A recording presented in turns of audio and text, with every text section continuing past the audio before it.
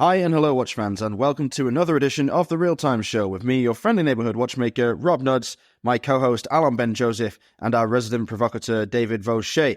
We are all spread around Europe as usual, but coming together in the virtual studio to discuss questions in our mailbag from our dedicated listeners. Now, before we get going, we do have a bit of an announcement to make. Today is actually the 151st episode of The Real Time Show, and having made it to 150 episodes in our current publishing format, we have decided it is time to make a slight alteration in anticipation of some bigger changes coming to the Real-Time Show shortly down the line. So instead of being published on Tuesdays and Thursdays and alternating between Q&A and interviews and occasionally articles and article analysis shows, we're now going to have one show a week on Sundays. So it's your Sunday morning coffee show, and it's going to be Q&A, interview, article and article analysis. So we're now going to roll together the article and the article analysis show. So you're going to get to listen to one of David's tirades, and then immediately afterwards, you're going to hear our discussion about that article. So that's going to become a fully fledged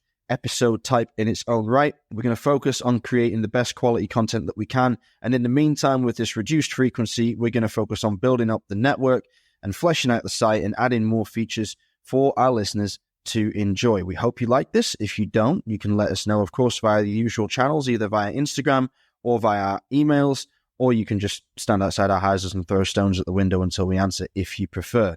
That's enough of that for an announcement. David, Alon, welcome to the studio. Whoop, whoop, whoop, whoop. 150. Also thanks to David. Thank you, David, for all the efforts you're doing behind the scenes, on air, articles, and all the help that you give in the community as well.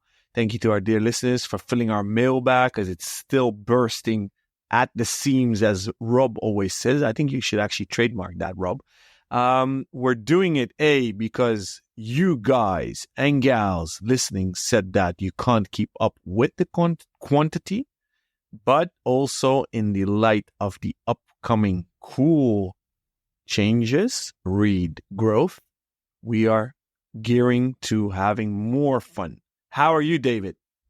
Fantastic. Always great to be here with you two talking watches. And just to give viewers an idea of how good Rob has gotten at this, during that whole introduction, he only stuttered once.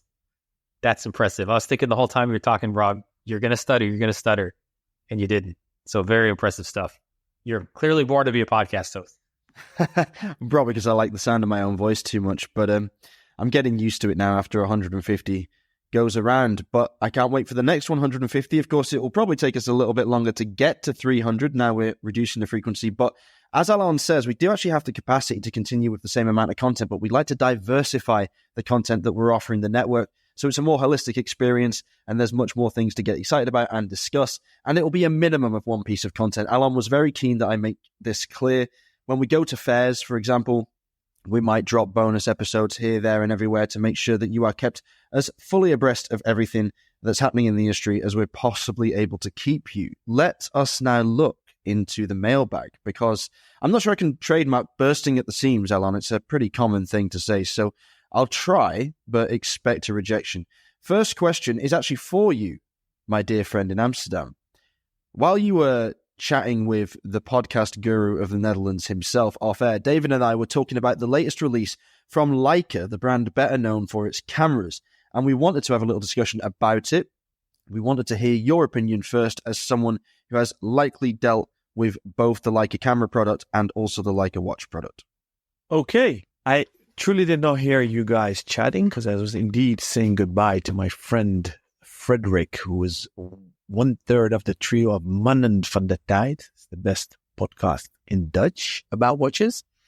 It's funny that you actually speak about Leica, because I had an in-depth and deep discussion with Rob and my mutual friend Gerard Nijenbrinks of Fratello, whom I hang out with during the last Red Bar Crew event in Amsterdam a few days ago. He's a big Leica fan, or Leica. Don't actually know how you pronounce that. It's probably German, so it's Leica. And he went to visit the store, which is in the same street as my boutique. And we had a discussion about the watches. So he and I were unanimous. I loved Generation 1. Then they made a blacked out version of these two models. I forgot the references, but I believe it was L1 or something, if I remember correctly. And I assume you guys are talking about the newest one with the integrated bracelet. Yes, and actually, but you bring up a good point before you get to your thoughts on that, because one of the things I said to Rob, and I'm just looking these up now, it was indeed the L1 and L2 watches. They were really good looking, I thought. The movements were really well done, but they seem to have kind of come and gone. So maybe they were limited. Maybe I'm just not really sure what happened. It's like we got the announcements and then that was it. So do you have any insight on what happened with that first generation, Alan? So when that store opened, it was only a few months ago, I visited them. They actually had those watches in stock. But as you often have that issue in monobrand boutiques, there is a lot of ignorance. So lack of knowledge, I mean by that, and lack of passion. They were utterly clueless about the watches when I came in. I stepped in again a few months later. I said, you know what? They're new. Let me give them the benefit of the doubt. Maybe they didn't have their training. So I went in again. Same issue. The new watches were in stock. So the ZM versions you guys are probably talking about.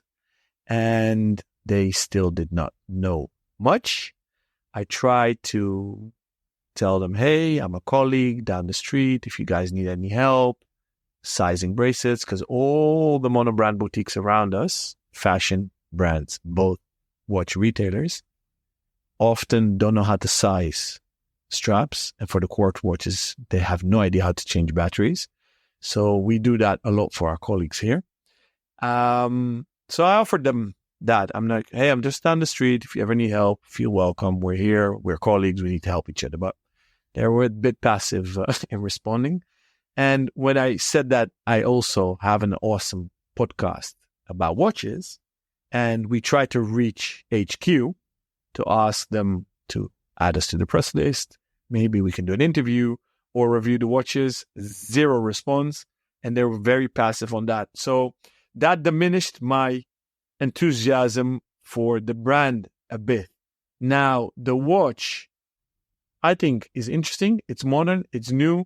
It gives me a bit of brown vibes. The bracelet is cool. It also raised memories of the new Louis Vuitton tambour in my mind. I don't know why, because they don't really look alike. Price, I don't remember, but wasn't it around 6, 7, 8 or something, guys? Do you know? Yeah, exactly right. It's between 6.8 and 8.1, I think, depending on the material and whatnot. And funnily, you should mention the tambour, because both David and I agree that it does have tambour vibes. I think it's mostly to do with the central lug, perhaps, and the way that it flows from the case. I see a little bit of the streamliner in the bracelet as well, just the edges, which I'm a big fan of. But yeah, let's, I think you said brown. I think we say brawn in English, even though you're right, like we would say brown in German, I guess. But you mean the radio maker and the guys that just released a new special edition with Hodinkee, which is actually quite cute, although not sold out, as seems to be the way of things these days. But let's talk about this watch. This watch as a watch is pretty damn nice. There's a lot of nice details. I noticed this on the previous ZM1 and the ZM2. This is the ZM11 that we're discussing here, and it is really well made. Let's take the black dial with the red accents just to study, because it's quite a good case study. That dial, firstly, beautiful applied numerals, great finishing on the hands. The hands of the ZM1 and 2 were also a high point, really beautifully done, very unusually shaped. These ones are a bit more standard, but they are very, very nicely realized. That dial with those cut-throughs, which has the little subtle red core, as it were, and black surface, is really nice, especially when you look at the date window, how they've done that, how they've stepped down to the date window. And you've got a date wheel in there with a custom font, which matches the overall Teutonic vibe of the whole thing. And then you have this beautifully finished case with an unusual, I don't know, what would you call that crown? Would you call it like a turbine crown or something along those lines, Alan? Tambour crown. So it's it's a tambour, a drum, so it's not a straight edge drum or a barrel drum. But if you need to take a shape or form, I would call it trapezium-ish shaped. You know what it looks like? It looks like a bun case. You know, when you're making little buns in the oven, it looks like a little bun case. Yeah, for muffins or something like that. Yeah, exactly. So we'll call it a muffin case crown. It's a cute one. It's got some lovely touches. I mean, the strap release button on the back obviously recalls the iconic red dot of Leica, and that's a little push button release, which just, it's the kind of thing that watch brands would be maybe reluctant to try and get away with. It's a little bit too cutesy, but for Leica, it's okay. Now, the movement, architecture, and design is right up my street. It's very, very aggressive and industrial. It's got pretty brutalist finishing on it, but it looks great. It's really in keeping with the design of the watch, with its heritage as a German brand. I am a fan of this watch, but what I'm not a fan of, even though I like the brand of Leica, is the fact that this is a Leica watch. If this were, same with the ZM1 and 2, if this were a watch series from a new watch brand, I would be far more likely to put my cash somewhere near to it. I wouldn't necessarily say I'd slap it down on there, because 6.8 to 8.1 is a lot of money. Is it worth it? Well, the movement surely wasn't cheap to develop. It's proprietary for Leica. That's something nice. That's something special. I wonder how much I'm paying for the Leica name, which is the one thing I don't like about it. Do you know what I mean when I say I don't want it to be a Leica watch? I'd rather it were a Ben Joseph, for example. I kind of get that, but I guess, so before I get to your point, Rob, just quick nomenclature clarification. I want to correct myself. I think originally I was looking at the Hodinkee release. They were called L1 and L2, and it looks like now Leica has changed that to ZM1 and ZM2 to then go with ZM11. So both of you correct me if I'm wrong, or someone in the audience correct me, but I think that's the new nomenclature. So now going to the ZM11, I will quickly say that, I guess I'm going to go back to, quote, fashion watches every time we do one of these. But my overarching message is, if you're going to do it properly. So there was a recent release from Dior, which was apparently a historical release. I don't even remember the name, actually. It wasn't great at all. But this is great. And maybe you don't like it subjectively for the looks of it, but you cannot deny that whoever was put in charge of the watch projects at Leica knew what they were doing, and said, I'm going to do this to the best of my abilities, and probably stretch the budget a little bit given what was done. So now to your question, Rob, do I care that it's a Leica? Well, photography is one of those things I'm interested in, but I'm trying to avoid because it's another really expensive hobby. So I don't have that background, but I also think too that I am far enough along in my watch journey to accept a couple of things. The first being that if you buy a watch, you shouldn't expect to get, it's not an investment, basically. So if I buy a watch, it's because I like it as an object. And the second thing is that I am kind of comfortable saying that, okay, for these specs, you should pay this. For these specs, you should pay that. And frankly, like, specs that you're getting for, call it, we'll just average it out, 7,500 euros is pretty freaking good. Like, I don't think you can argue with what you're actually getting for the money here. So my point of view, I actually think it's better that it's Leica, because there is some cachet behind the brand. I think if it were someone just trying to get started, it'd be a much, much tougher sell, even with the specs that are being presented. Well said, David, because the first thing that came to mind is indeed the parallel to fashion houses and jewelers that are making watches. Should they? Shouldn't they? So that was interesting. Rob, I feel you. If it wasn't a caliber developed by Chronode, I would say, hey, they're bringing Leica quality and know-how to watchmaking. Could be interesting. But then Montblanc comes to mind. Montblanc makes benchmark writing instruments. Should they make watches? Shouldn't they? And then obviously they had the Richemont mother company, and then they plugged in Minerva. So they made a bit of a mishmash there. Now, Leica seems a bit of an enigma, mystery. I believe they're family owned or independent. I want to know, why are they making watches? Is it a calling? Why is it that they feel that they wanted to make watches? What I love, they bring something new to the game, to the table. And I love the fact that it's not a one-day fly. It's not just one hit. They tried it with the L1 and L2, or ZM1 and ZM2 now that it's called. They are obviously on a mission. And you can't compare these watches to anything. And apparently they're putting a standard of quality. That's why they teamed up with Chronode. Before I ask you, Rob, a question, as a watchmaker, comparing the watches, I also got a bit of Oris Pro Pilot X vibes on the bracelet, but it is definitely different and indeed a bit of a streamliner. And we obviously have to find a way to put this in context with Nomos from Glashütte. The only model that might give you that vibe is the Autobahn, but doesn't even come close. And this is a compliment to Leica, because they created a new watch. And how freaking difficult is that today? And the dial, do you think they resemble a shutter of a camera, or? Yeah, that could be it. That could be it. I mean, the dials are one of the things that I am really keen on. I think that it's a clever way to bring color into the display without it being overbearing. It's especially obvious on the black and red one, I would say. The other ones don't do exactly the same thing. They don't hide that color in the middle of the dial. That is something I haven't really seen before, I don't think. And as I said, I think it's really obvious and really nice to see around the date window, because you can see the levels of the dial and how it's constructed. And you're absolutely right. They've made a new watch. Now, is it completely unique in its appearance? No, obviously not, because we all got Tambour vibes from it the minute we looked at it. Does it have callbacks to other watch designs? Yeah, of course it does. But is it a worthwhile addition to the watchmaking game?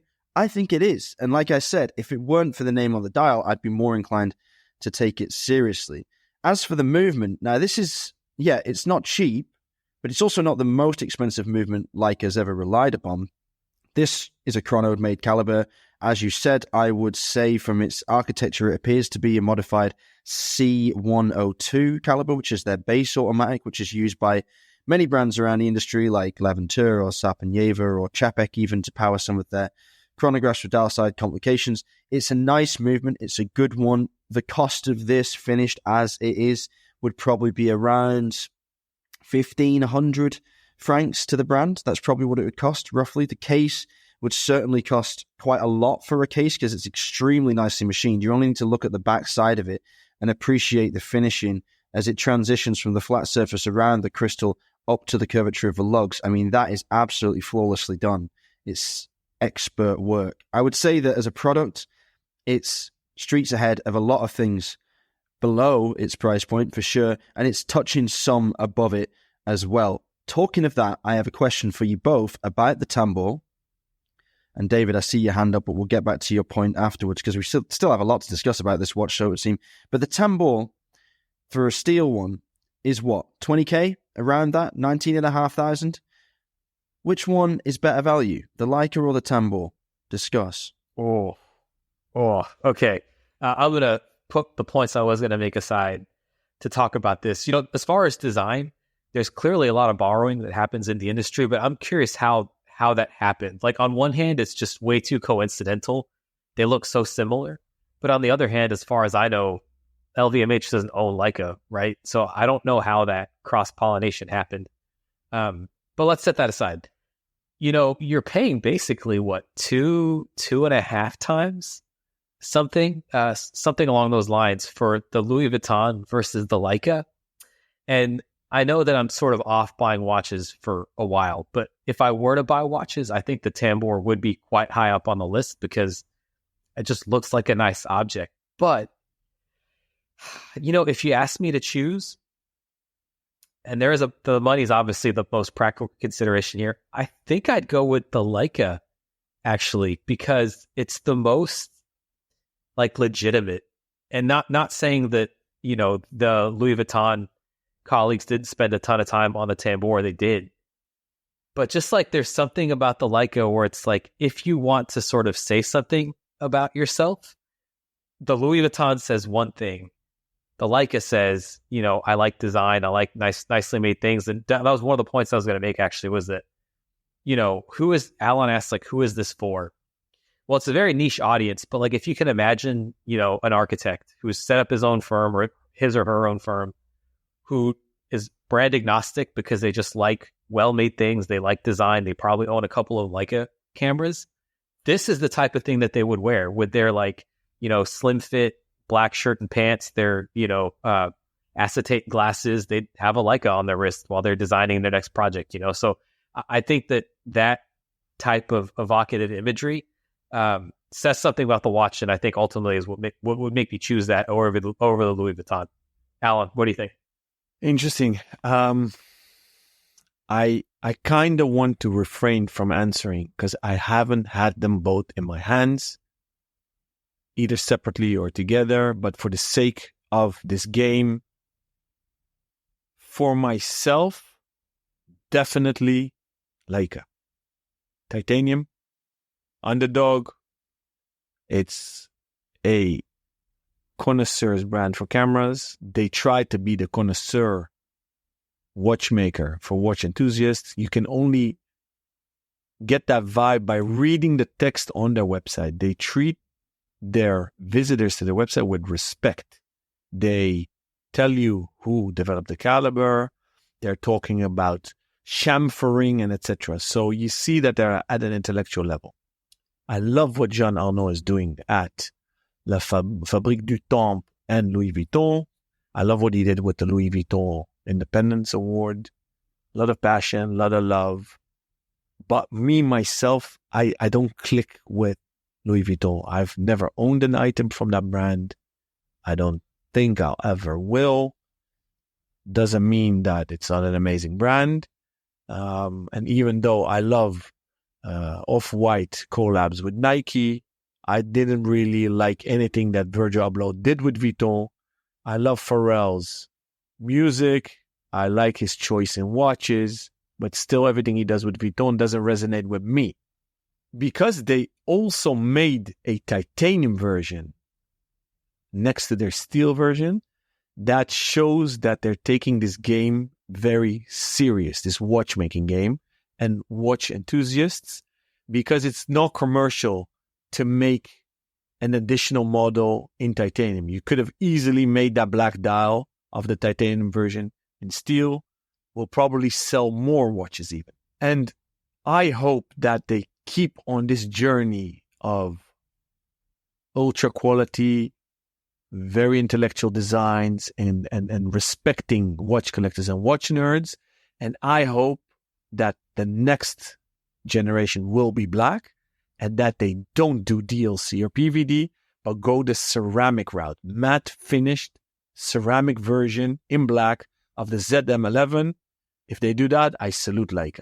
Oh, that'd be so fantastic. Yeah, it's, again, not knowing really anything about Leica. I don't know how much ceramic plays into their products, but, going back to this image I have of like a successful architect wearing it, I think, yeah, an all black matte ceramic watch would be awesome, or even just hints of ceramic, like the bezel, maybe the crown. But yeah, I think this type of watch definitely is a great platform that would seem to lend itself to other ways of interpreting it, basically. So yeah, I think that's just another point in Leica's favor. And I would say, commenting on what Alan said about us not having these watches, I know Rob and Alan early on in TRTS's history used to do product reviews. So if anyone has a hookup at Leica, or if anyone at Leica is listening to this, it would be awesome if we could get ZM11 or even the 1 and 2 in for testing, because my hypothesis going into it is it would be a very positive review. Obviously, we'd want to handle it before making that verdict. But yeah, this is something I would love to get some in-person impressions of. I'm sure we can get one in for review. It's a wonderful looking watch, and we would all love to have it on our wrists. Let's take one of the topics that we discussed here and transition to a question from the mailbag, and that's the movement. Now, we mentioned that this movement from Leica is a chronode-developed caliber. Leica has made more ambitious movements in the past with its ZM1 and ZM2. This is more run-of-the-mill fare. More and more brands are turning to chronodes specifically to supply them with very good quality proprietary movements. Now, while I support that, and I think that's a great way for independent brands to step up their horological quality to offer a more exciting watch that has a movement that can't be had anywhere else in it for a reasonable price, we have a question from Warky in the mailbag, and he says, should the likes of Frederick Constant and Nomos Glassiter consider selling their movements to other brands? What would be the pros and cons of this? And I see that a similar approach with Ming hasn't worked out too badly for Schwartz Etienne. Now, this is a nice transitional question because it takes us from an over-reliance perhaps on a very few movement manufacturers that are willing to make proprietary calibers for brands such as Chronode or Concepto or Le Cercle de Temps.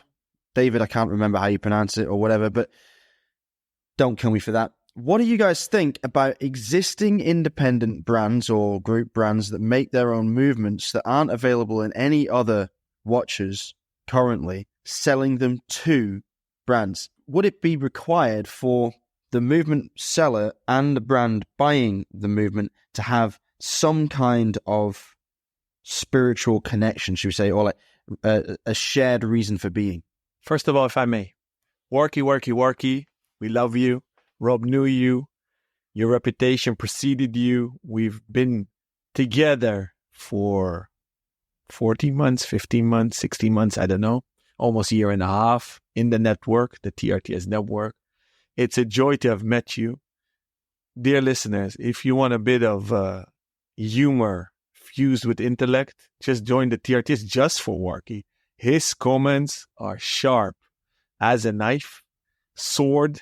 They'll cut through you, any watch, any criticism. Nobody and anybody is safe from Warky. Thank you, Warky, and thank you for these great questions on the serious note, a serious side of things.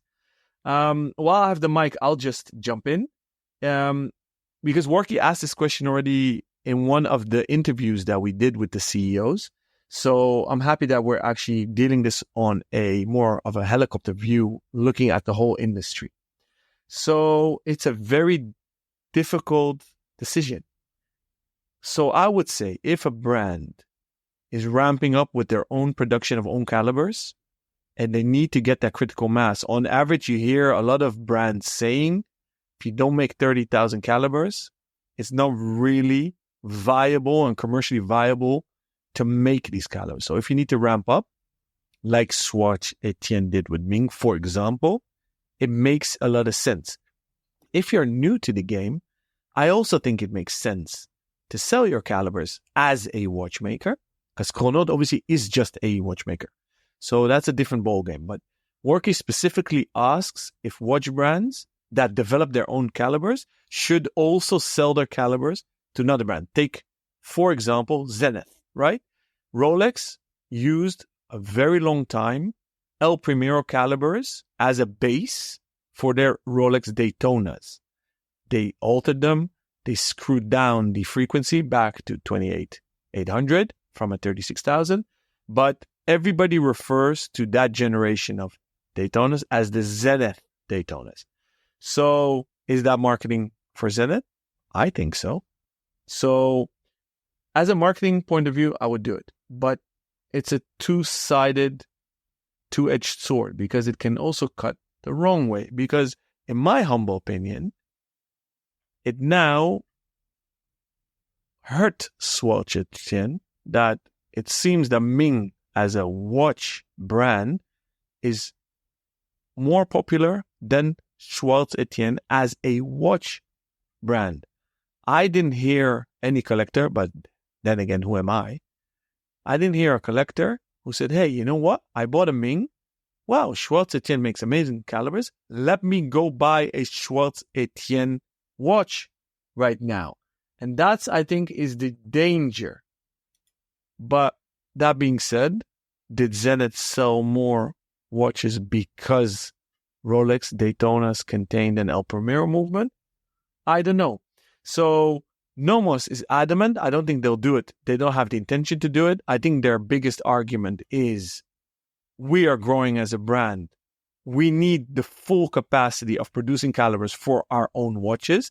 And that's what Swatch Group initially said, right? When we had these huge antitrust lawsuits from the Swiss authority towards Swatch Group when they wanted to cut off all the other watch brands. And that sparked the whole Swiss industry to start making their own calibers. Same goes for Frederic Constant. Frederic Constant is interesting because they got bought by the Citizen Group. And Niels Eggeding said on air, I don't have any intentions to supply our Frederic Constant calibers to other brands. They're not being pushed by Citizen to source these calibers to other Citizen subsidiaries. What is interesting, La Joux-Perret is part of the Citizen Group. And I believe that we just saw a first novelty by Frederic Constant, where they incorporated the G100 caliber by La Joux-Perret instead of ETA calibers. So you will see that. But Niels says, hey, I need my own production of calibers. Hey, he's been asked this many times ever since they launched their monolithic caliber. So those are my two long cents. Sorry for hijacking the mic.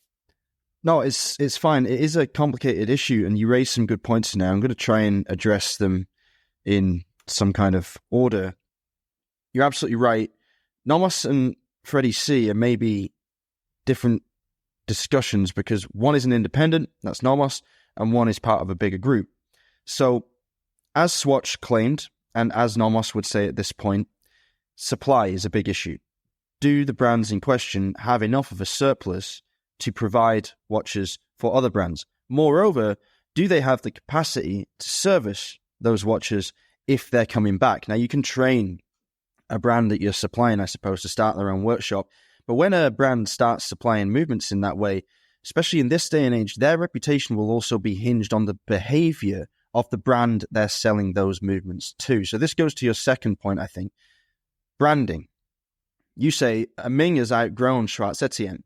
I would not say that's a bad thing for Schwarz-Etienne. I think the worst thing that could happen is if a brand tanked with their movement in it and gave the movement manufacturer a bad reputation. Schwarz-Etienne makes beautiful movements. Unfortunately, they rarely make beautiful watches, in my opinion. They have done some collaborations with Kari Vitalainen's, was it Combulin? Is it called the dial manufacturer? And those were beautiful. They did several series with several different brands, several media partners, several outlets, and they were really, really nicely done dials with excellent movements within them. That's another great thing for a brand like Schwarz-Etienne to do. We're talking about whether or not Nomos or Frederic Constant could do it because they are, in comparison to Schwarz-Etienne, a volume producer. But if you look at the service times of many independent brands right now, they clearly don't have the capacity to really be considering that. I would be interested if a brand like Nomos had very few German partners, carefully selected, curated. Leica would be a perfect match, in my opinion, because they're not going to be making a huge amount of watches. The brands align stylistically. Nomos could either train Leica to have a small workshop service in their pieces or take them in themselves, although their service times are at the moment quite high because it's a very small team in Glasseter and they have a lot of watches out there and they're making thousands and thousands more every year and sending them out to the market. But that would make sense to me. David, what are your thoughts on this? So I have a mix of thoughts based on what you both said, but I fall firmly into they should sell to brands camp. And I guess I'll work through all of those as best I can. So before the show, we were kind of talking about what the questions we were going to answer were. And just very briefly, I had this flash of a comment that I forget if it was Mr. Hayek, Sr. or Jr. that said this, but the whole rationale for cutting off the Swiss watch industry from ETA movements was that we don't want to be financing our own competition.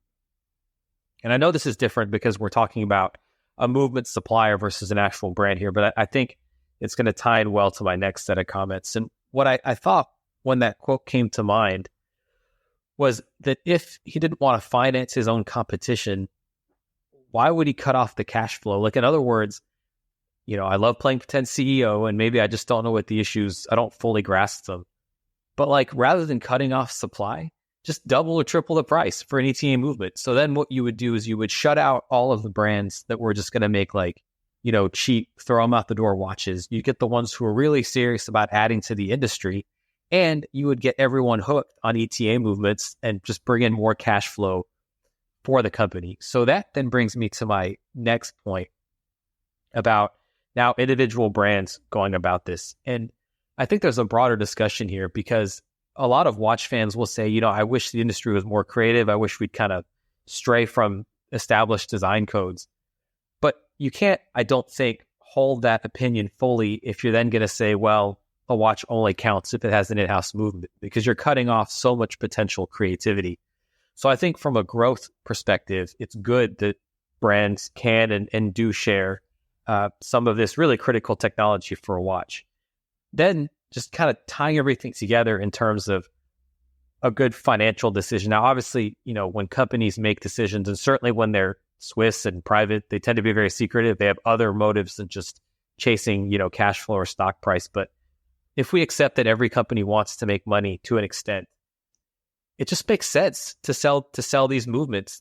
The idea being that you have your established set of watches with obviously the proprietary calibers that go into them, but then maybe you sell a part of that proprietary caliber or a toned down version of it. So Pekinier, a French brand, has done this recently. They have some very complicated calibers they've sold. They're going to sell rather a more limited number of more simple calibers for use in watches.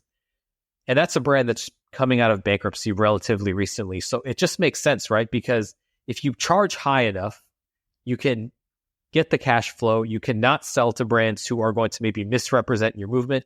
And ultimately, everyone wins. And the last comment I'll make, because I see we have two sets of hands up here, is that Vaucher, now I have no relation, as far as I know, to the Vaucher manufacturer, but they make calibers for Hermes and other brands. They also sell their own calibers, and they will even make a fully custom designed watch for you if you want it. And that seems to have been to their profit in the last couple of years. So there is a model that it works. And overall, I think more sharing is good. And it's good for individual brands to share their IP this way. Okay, I will throw it over to you two now. I can't fault your logic from a business perspective. That's something you're always very good at, shining a light on those opportunities there. And yeah, you took the words out of my mouth. If I was going to make a case for Swatch Group selling its movements elsewhere, I'd say, yeah, control the market. Don't look at it as selling to your competition. Look at it as having your competition in your back pocket almost. But we've been living through a really weird era of watchmaking. We've discussed it ad nauseum. It's discussed on every other podcast, every other blog, every magazine around the world, how we've got away from the original structure of the watch industry, which used to be a very collaborative effort. You'd have a case maker, you'd have a glass maker, you'd have a dial maker, you'd have hand makers, you'd have movement specialists. They'd all come together under a label and produce a watch. Nobody was ever bothered about doing everything in-house under one roof. And really, in my opinion, nor should they be. But the last 15, 20 years have become this race for in-house production, which I think motivated the Swatch Group's decision to try and ring fence its own calibers for itself, which they've done relatively successfully, and forced other brands to either develop their own stuff or new movement manufacturers, specialists like Chrono or Concepto, to really not pop up, but to develop and grow and have a new place in the market. I'd like to get back to that a little bit more. I'd like to go back to, say, Chapek is doing it in a pretty good way, which is pitched as a revolution, but it's actually just a reversion to the norm. They work with multiple partners. They don't really make anything themselves. They assemble the watches themselves, but they buy their movements in. I really buzz off that era of Rolex with Zenith calibers in there. As a watch fan, I love it. I think that it's great to have that partnership. Like, David, you love the Ralph Lauren stuff with the old Cartier movements in it, for example. It's cool. It's something to talk about. It doesn't have to be, this is all made in-house. Because in-house comes with so many of its own problems as well, especially like future-proofing your watches, getting them serviced. What if these calibers, which are made for so few watches, go out of production? What if the company goes out of production? Having a centralized movement supplier has many, many, many benefits. And yeah, I would like to see it happen more, but very, very carefully chosen partners, I think. So something of a blend between the old and the new. I actually wanted to discuss this topic with you, David, specifically about French watchmaking. So I visited the Munich in Holgenta trade fair a few weeks ago, and they had an awesome pavilion for French watchmakers, Swiss watchmakers, Japanese, etc. So I finally encountered Yema watches in my hands. And I'm saying this a bit sarcastically or pun intended. I suspect them of making watches just to push calibers. So I ask you, is Yema, first and foremost, a caliber manufacturer or watchmaker? Are they both? And more importantly, what do you think their strategy is? Oof. I'll tell you what, okay, that's a super insightful comment. Like they're making watches to sell calibers. But I guess let me back up. So without having the history kind of on hand, Yema was a very well-known French watch brand prior to the quartz crisis. And actually, this is something I always try and learn more about, but France played a pivotal role in the development of watches and even the development of Swiss watches if you go back far enough in history. So Yema hit some bad times, as did a lot of other French brands. And in the last couple of years, they've come back. And in terms of French watchmaking, there have been a couple of initiatives that I've heard of. One is France, I think, is starting their manufacture up. And they were France in the 60s, 70s. They were making calibers. I think they went bankrupt, came back as another brand, which the name escapes me. I think that disappeared. Now they're France, they're making calibers again. Pékinier is a brand that was started in the 70s, I believe. They went up market. They're now selling, as I said earlier, a small amount of their Calibre Royal, just the simple three-hand version. And then we get to Yema. So Yema has been for a while advertising in-house movements. Now, I own a model called the Flygraph M2, which I like a lot. And they claim that it has an in-house movement in it. So I went and did some research. This was about a year and a half ago when I bought it. And I thought it was just a 2824 clone. And it seems like there might be some more differences than that. But since then, they have done quite a few things. They've made a tourbillon watch.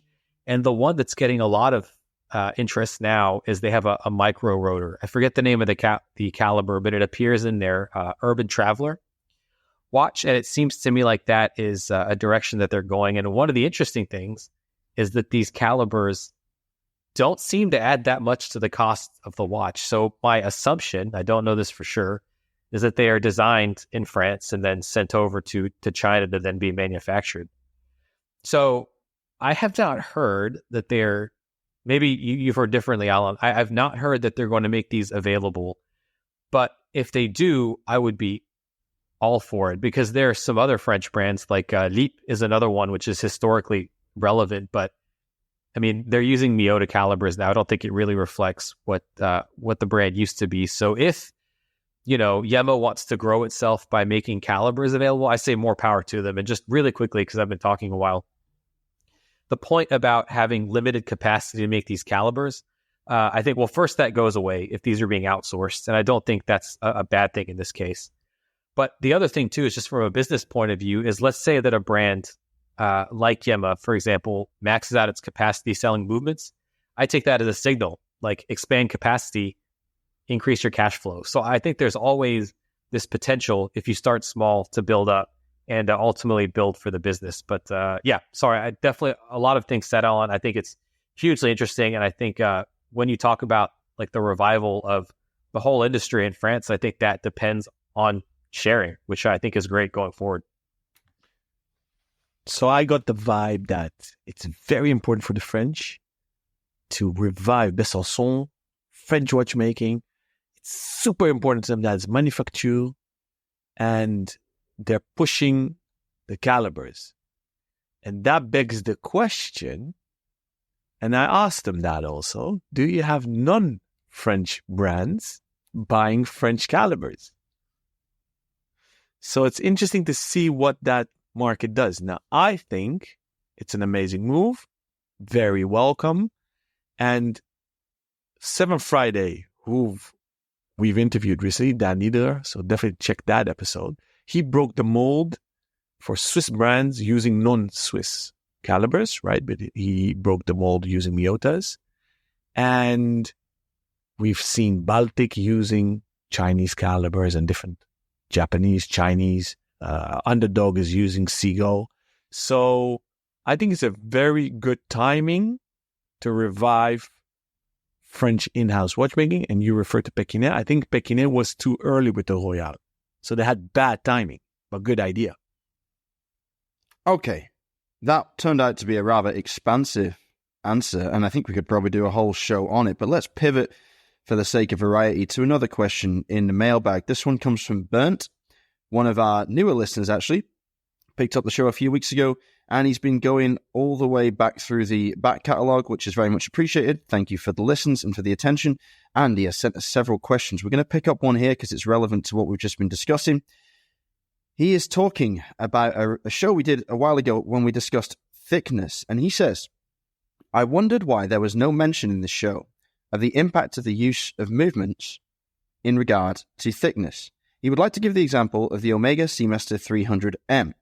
Interestingly, after replacing the ETA 2892 based Omega caliber, which was originally known as the 1120, and then the 2500, which had A, B, C, and D versions with the addition of the coaxial escapement and different components surrounding it to make sure that it functioned properly.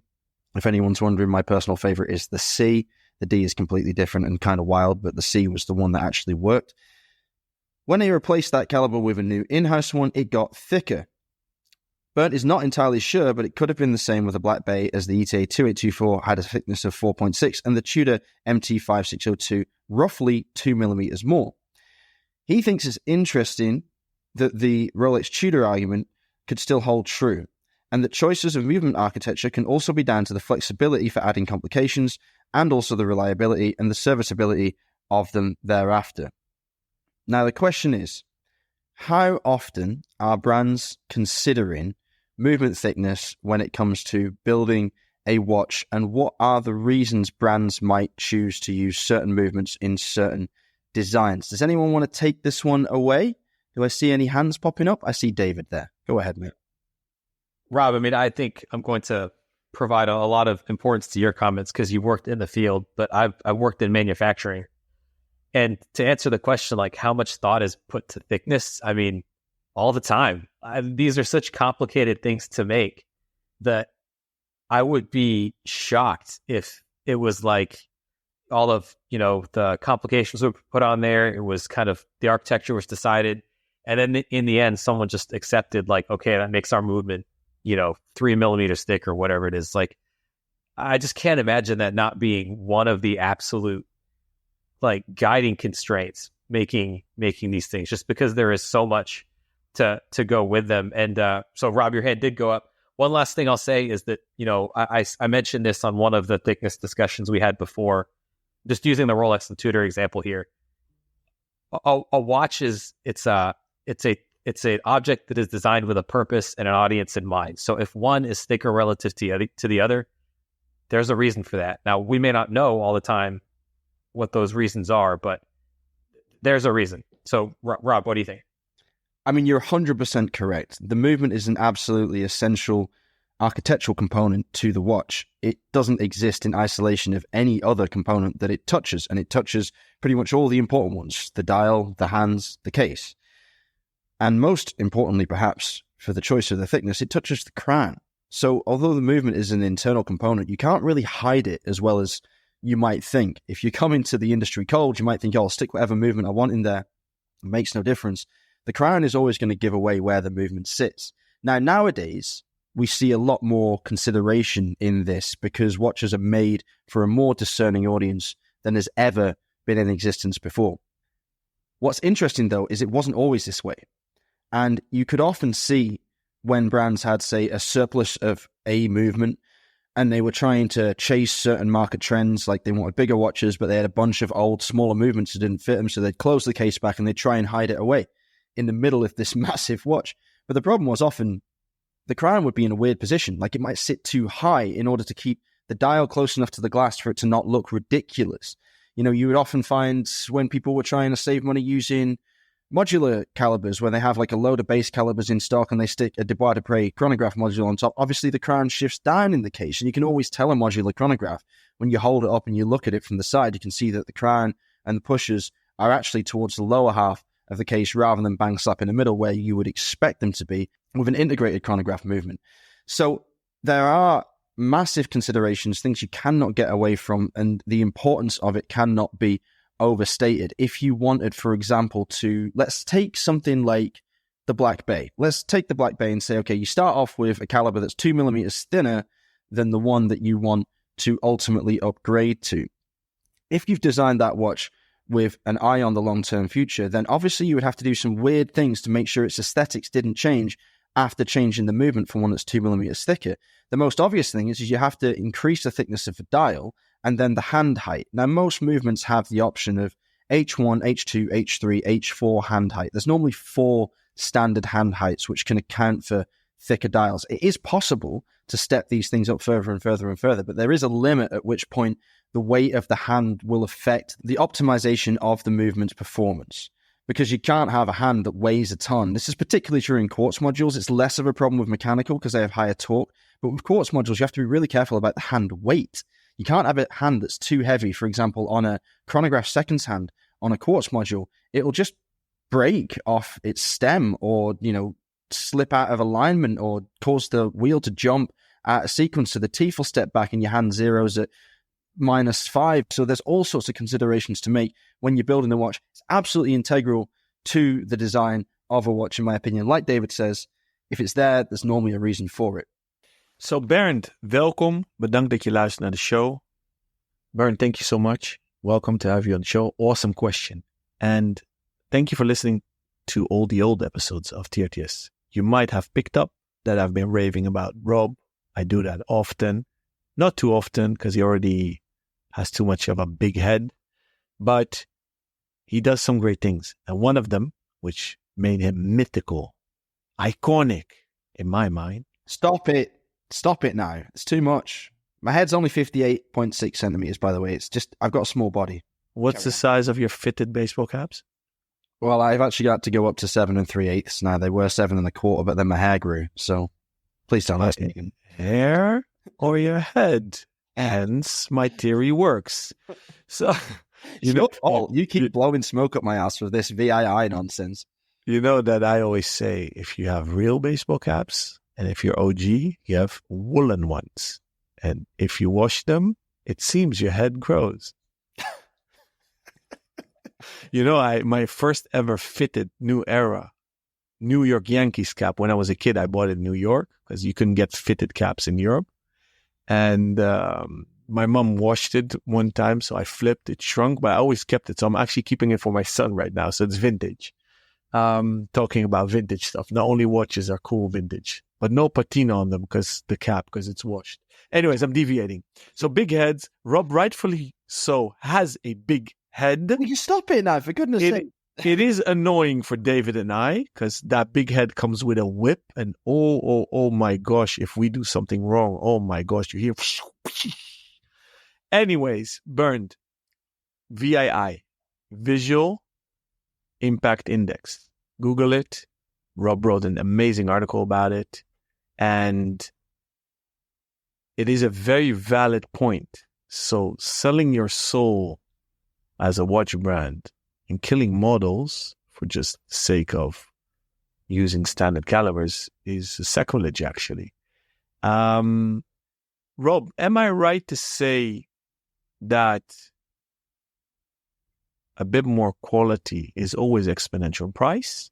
A bit thinner and more elegant is also exponential in price. And could we also add another one-liner and therefore theory?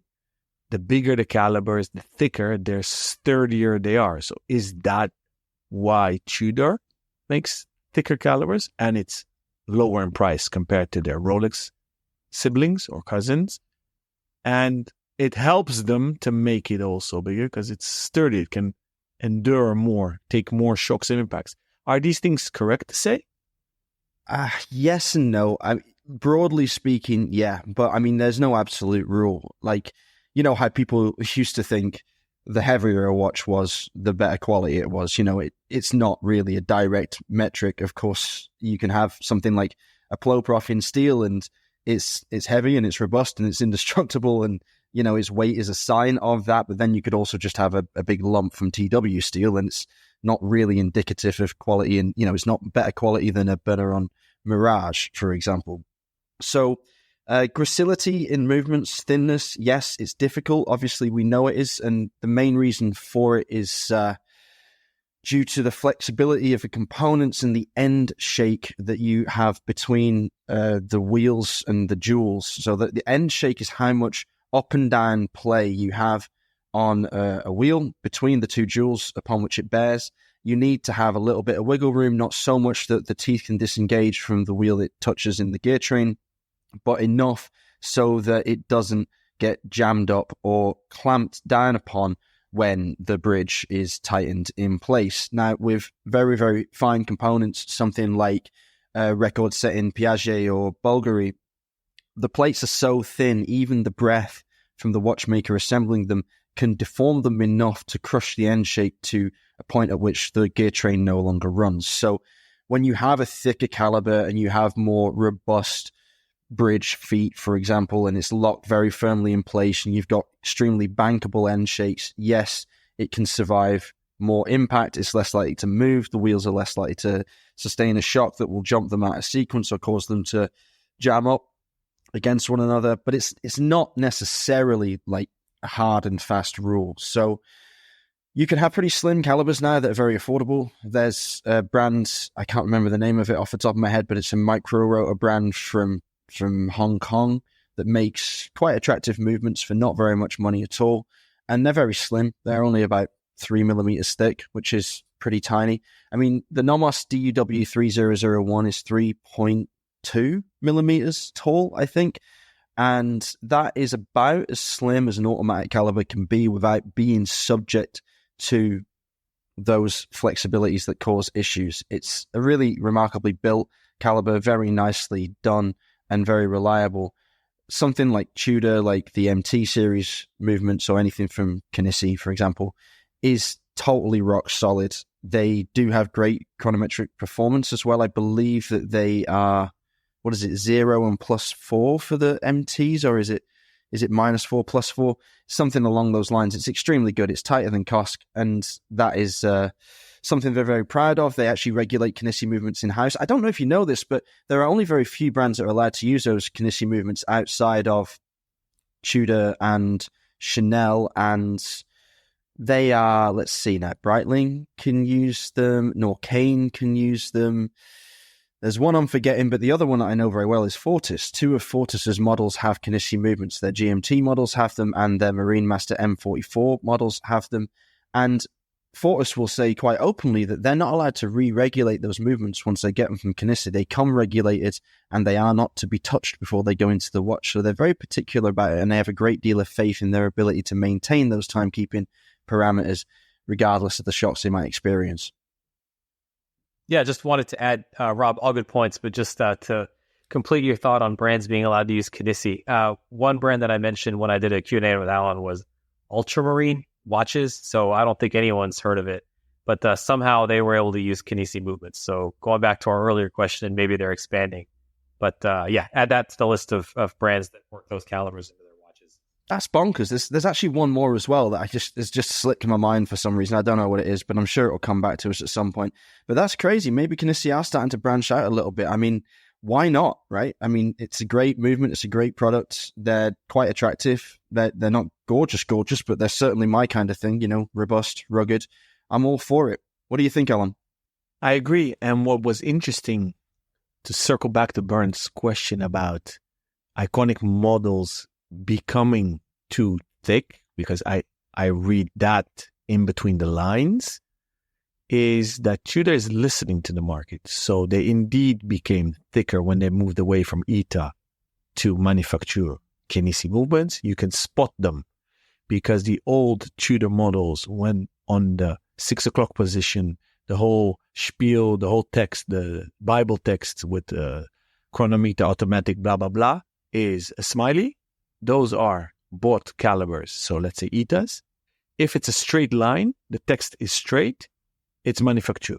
Now, the move for the Burgundy Black Bay 41. So that's the OG, the first one that Davide Serrato created, I believe, 11 years ago. It first had a rose, smiley, dumped the rose, then became manufactured. Can you see straight lines? And now the current one launched last year is MITAS certified. And they went a bit slimmer. So they listen to the market, but they can't do so much because of the caliber. So interesting topic. Thank you for the question, Bernd. Thank you, Rob, for schooling us. Nobody does it better than you, Rob. So the mic is yours. Excellent question, Bernd. Thank you for being part of the Real Time Show family. We're really proud to have you as a listener. Please do continue to listen. As we mentioned at the top of the show, the frequency of episodes will reduce now to one a week and going out on Sundays in the morning. So get yourselves out of bed, take the dog for a walk, brew yourself a nice pot of coffee and sit down and enjoy some top quality watch chat. If you'd like to be involved in the show, if you'd like to ask us questions or give us any kind of feedback at all, then please do get in touch. You can do so via our dedicated Instagram handle. That's at therealtime.show, or via any of our personal handles, either at DAVAUCHER for David, at ALONBENJOSEPH for Alon, or at ROBNUDDS for me. You can contact either Alon or me via our email addresses, either Rob or Alon at therealtime.show, or via the contact form on the website, www.therealtime.show. And do make sure to check out the website in the next couple of weeks, because it will be getting a complete overhaul and things are going to look very different going forward. We can't wait for you to come on this adventure with us. Until next time, stay safe and keep on ticking.